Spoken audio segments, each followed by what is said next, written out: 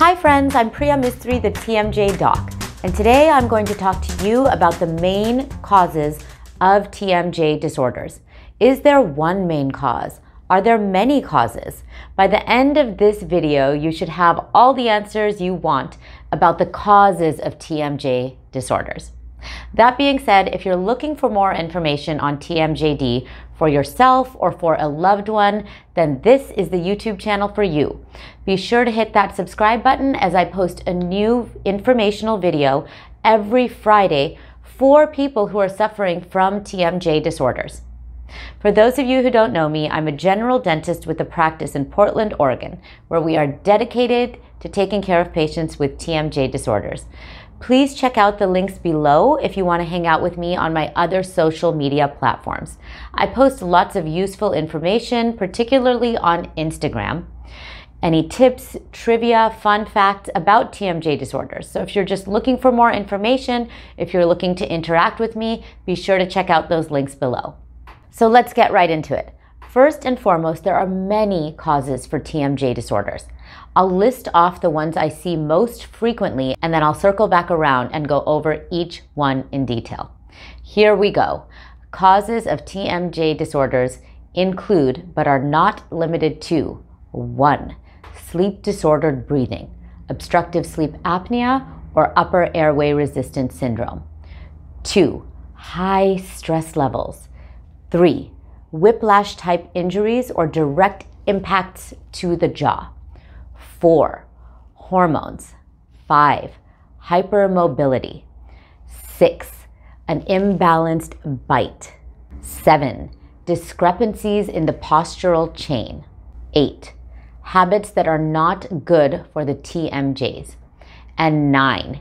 Any combination of anything that I've listed off so far. Now let's circle back and talk about each causative factor. Number 1, sleep-disordered breathing, or SDB. SDB includes obstructive sleep apnea, OSA, and upper airway resistance syndrome, UARS. Both OSA and UARS, in short, refer to difficulty breathing during sleep. If we're struggling for oxygen when we're sleeping, our body then goes into fight or flight mode, which is a very stressful mode for our bodies to be in. When we are in fight or flight mode and when we're stressed, we clench and grind our teeth more. Grinding the jaw forward actually opens up the airway. So think about the chin tilt that you may have learned during a CPR course. That opens the airway. So grinding the jaw forward is just like tilting the chin up, and it actually physically pulls the mandible forward. The tongue is attached to the mandible, so it also pulls the tongue out of our airway. Our brains are so smart, and they will do whatever it takes to obtain oxygen, which obviously is essential to life. So grinding the jaw forward is our body's intuitive, almost reflexive reaction to not getting enough oxygen. All of this clenching and grinding activity night after night stresses and strains the temporomandibular joints, the TMJs, as well as the muscles that surround and support the jaw. This then leads to TMJ disorders: headaches, neck pain, ear-related concerns, jaw pain, numbness or tingling in the face or the extremities, specific tooth pain, jaw joint noises, clicking, popping, crackling, episodes of the jaw catching, and yes, even the jaw locking closed. The vast majority of my patients have sleep-disordered breathing. There is a definite connection between sleep-disordered breathing and TMJ disorders. To recap, obstructive sleep apnea and upper airway resistance syndrome create a struggle for oxygen at night. This struggle for oxygen puts our bodies into fight or flight mode, which creates a lot of stress. That stress triggers us to clench and grind our teeth at night in an attempt to gain more oxygen. All that clenching and grinding activity puts too much stress on the muscles and the joints, and then that leads to TMJ disorders. Causative factor number 2, stress.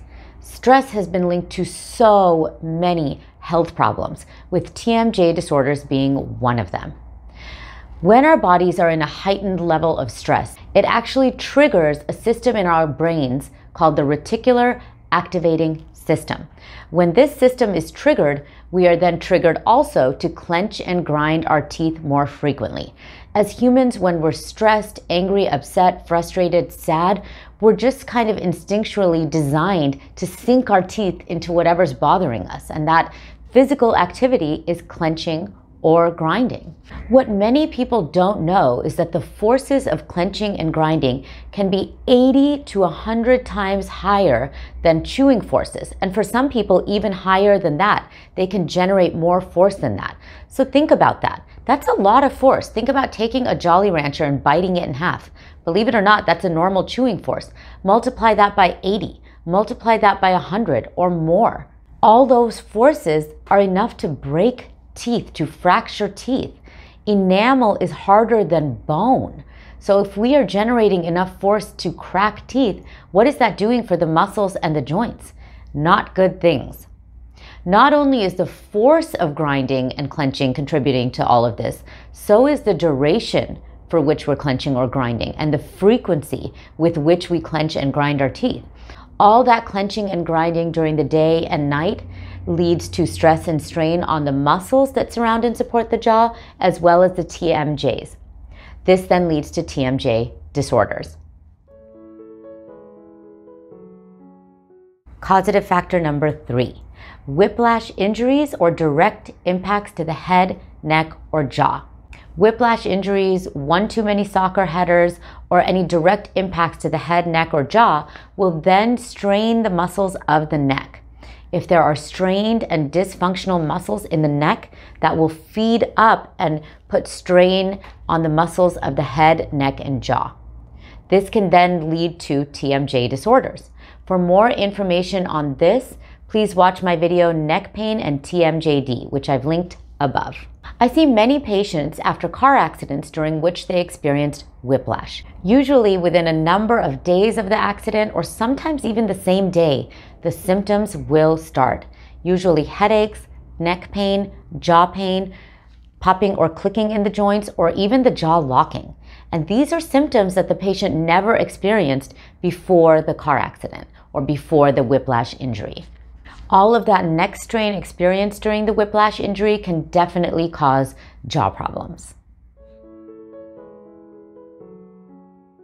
Causative factor number 4, hormones. The temporomandibular joints are made up of a lot of connective tissue, and that connective tissue is highly under the influence of hormones, particularly beta-estradiol and relaxin. Together, beta-estradiol and relaxin are linked to degenerative changes within the joints. Relaxin is a hormone that loosens things up, and us women need that hormone, especially for childbirth. Relaxin loosens up the hips so that we can bear our children. Relaxin loosens things up by actually relaxing ligaments. The negative influence that this has on the temporomandibular joints is that it loosens the ligament so much that the little disc of cartilaginous tissue within our joints can actually displace. That's what leads to the clicking, the popping, and it can even lead to the jaw locking closed. Both hormones, beta-estradiol and relaxin, are found in much higher levels in women than in men. And this is why TMJ disorders affect so many more women than men. The levels of these two hormones can fluctuate a lot in women, from puberty all the way through menopause. And unfortunately, there's not really a lot that can be done in terms of managing the levels of these hormones for treating TMJD. Causative factor number 5, hypermobility. Hypermobility disorders such as Ehlers-Danlos syndrome, EDS, Marfan syndrome, or joint hypermobility syndrome directly affect connective tissue proteins that control rigidity or toughness of the connective tissue. When these proteins are negatively affected, this causes looser than ideal connective tissue, which in turn leads to overly relaxed joints. These overly relaxed joints can then partially or fully dislocate or become injured much more frequently in people with hypermobility disorders. The temporomandibular joints have a lot of connective tissue, and people with hypermobility disorders are just more prone to have things be just more loosey-goosey and much more relaxed in these joints. And this can actually increase incidence of the jaw locking open or closed. Additionally, females tend to be more hyperflexible than males because of the hormone relaxin. Causative factor number 6, an imbalanced bite. So what does that mean? With the word bite, I'm referring to the way the teeth fit together. And there are certain bite patterns that I see frequently in my patients with TMJ disorders. Many of my TMJD patients have what is commonly referred to as a deep bite. This means that the top front teeth overlap the bottom front teeth much more than is ideal, with ideal being 1 to 2 millimeters. With a deep bite, the mandible is actually held back further than ideal. When the mandible is held back further than ideal, that means inside the jaw joint, the little bony knob that the jawbone or the mandible terminates on, the condyle, is actually held back further than ideal. This gives the cartilaginous disc of tissue inside the joint a chance to displace more easily. That's what leads to clicking and popping noises and even the jaw locking closed. To understand this more clearly, please watch my video, Jaw Joint Noises, Snap, Crackle, Pop, which I've linked above. Another bite pattern that lends itself to TMJ disorders is called a crossbite. In an ideal situation, the upper teeth should fit over the lower teeth, kind of like a hat box. In a crossbite, the opposite occurs, and this puts too much lateral strain on the temporomandibular joints. The TMJs are not built for a lot of lateral movement or side-to-side movement. They're built for a lot of up and down or forward and backward movement. So this strain of that lateral movement actually puts the muscles on guard, and they can go into spasm over time. That then leads to TMJ disorders. So our teeth actually come together at least 1,000 times a day just when we're swallowing. Then you throw in clenching and grinding activity as well as chewing, and sometimes even speaking. Our teeth have to come together at least a little bit. So every time the teeth come together for people who have crossbites, for people who have deep bites, that's putting strain on the muscles that surround and support the jaw as well as the joints. So simply the teeth coming together that many times a day for these people can lead to TMJ disorders.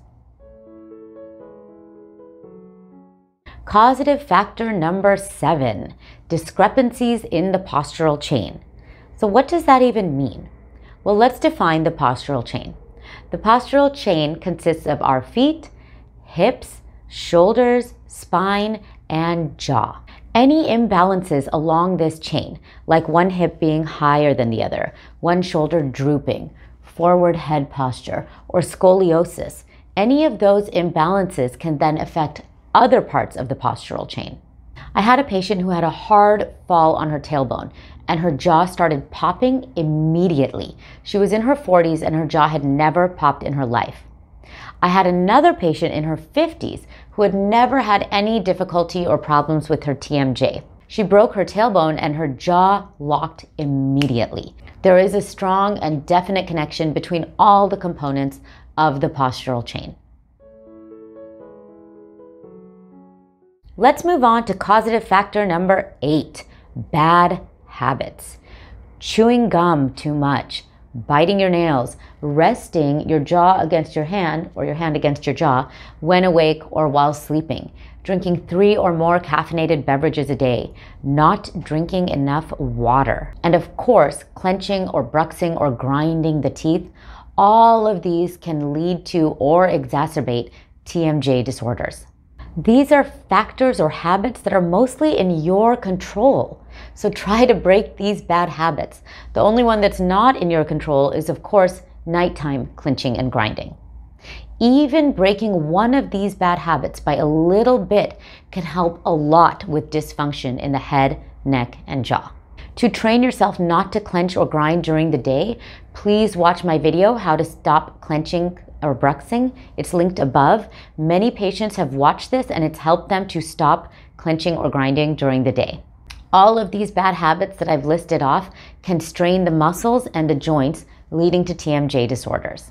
The majority of my patients do present with a combination of these 8 causative factors that I've gone over in this video, not just one.